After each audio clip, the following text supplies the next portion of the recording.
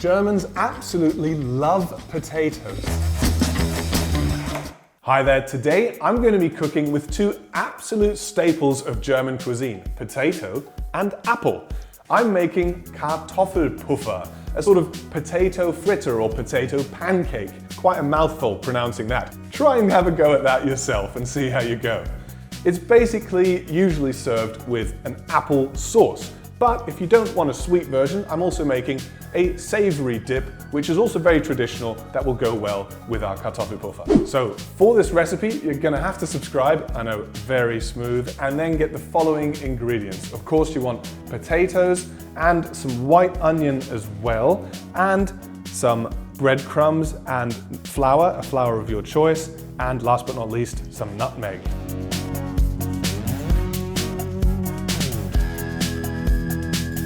For my cousins in the UK and friends over there, it's quite strange for them, the thought of having fried potato with a sweet sauce. But trust me, it's really nice, and German apple sauce is more of a puree. So we're gonna add some lemon juice, which really works well with apples in any kind of situation. Just roll your lemon a little bit to get the juices flowing. I'm not gonna be using too much because our Granny Smith has quite a high acidity. Next up, some brown sugar, and last but not least, some cinnamon. You can also go with vanilla flavors or any other flavor that you like to pair with your apple. Add a small dash of water, not too much, you don't want it too runny. As I say, German applesauce is more of a puree. And there you go, that will go onto the stove. So you want to get it up to a nice rolling boil, and at the very least 10 minutes, the apple will lose a lot of water, and that brown sugar smells like caramel. It's amazing. And the apples will get softer and softer, and eventually you can just sort of press them down and mash them, and you've got your apple sauce. So that's done now, and you'll notice that the apple has really broken down by itself already. It's gotten really soft, and you can use anything now to just make it a bit smooth. I'll just use a potato masher and go at it.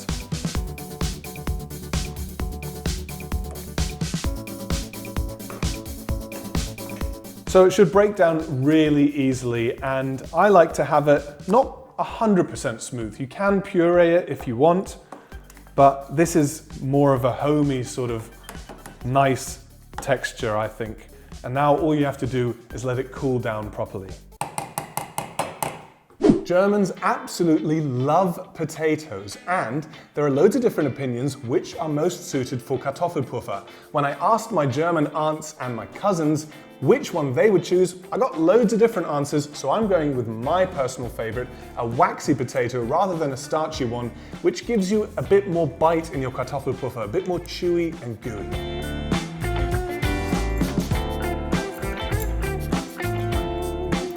Now we're going to grate our potatoes, not too fine. You want it to be nice and crispy, so the big chunks actually help with that.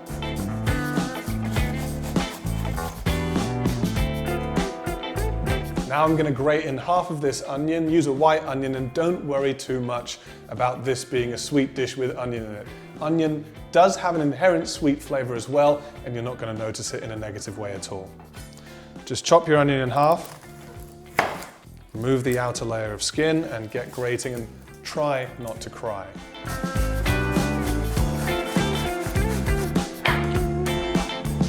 And we're now going to squeeze all the water out. We're going to try and make it cry with a little bit of salt. And the way we're going to get it out is quite simple. Get yourself a dish towel or an old t-shirt or a pillowcase, whatever you want. Don't use something that you really treasure. And basically, I'm going to lay that down and then just pop it in, get it all out. And now we're going to squeeze. Just make sure whatever you have does let water through. Look at that. There's an incredible amount of water in potatoes. Just try and be patient and get as much of it out as possible. And then some people add eggs to their potatoes now for the Kartoffelpuffer to bind them together.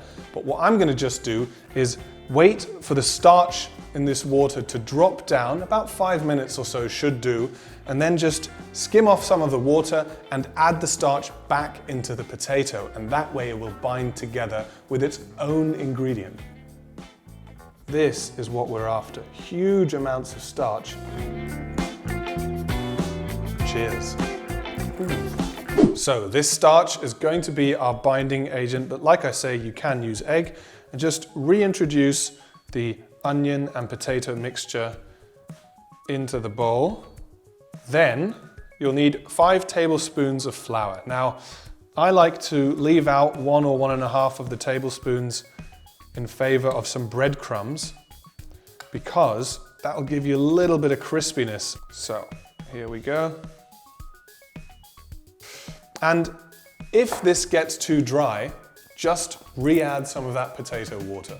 Easy. Before I completely mix this together though, I'm going to also add some nutmeg, which is one of those flavors that kind of just goes well with potato. Be careful with it though, because it is quite a strong taste.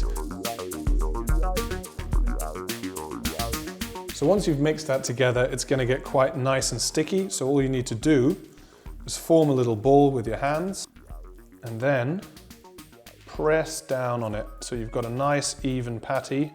Make them nice and thin if you can. Don't be scared. It's all right if they're a bit rough around the edges. So for our savory option, we're going to make a Kräuterquark using Quark, which is a German type of curd. You might know it as fromage frais, but you can use any kind of thick yogurt you like. And we're going to mix it up with some of the onion that we have left over from our Kartoffelpuffer. Then I'll add in some fresh herbs, the Kräuter, which is the German word for herbs. And I like to use chive a lot because, first of all, it's got this really nice smooth garlicky taste. And then to make it really German, also use some petersilie or parsley. If you haven't got a sharp knife, you can also use scissors here. So to season, I'm just going really basic and using salt and pepper.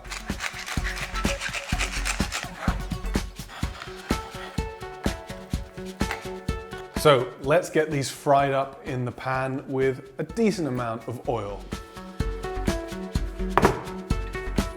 Make sure you use an oil that works well at high temperatures. I'm using rapeseed oil, but you can also go for sunflower, coconut, or even ghee.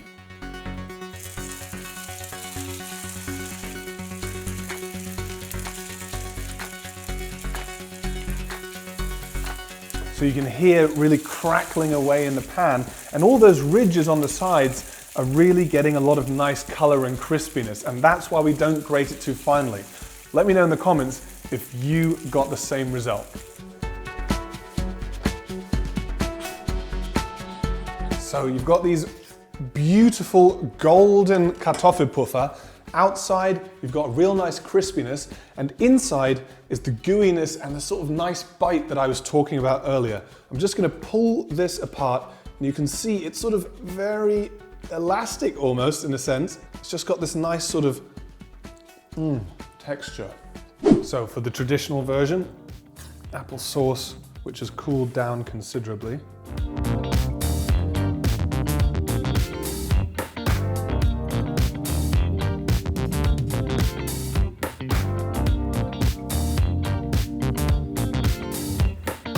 So there you have it. Let me know which of the two options you prefer. Our traditional apple sauce and Kartoffelpuffer combo, or the one with Kräuterquark with our savory dip.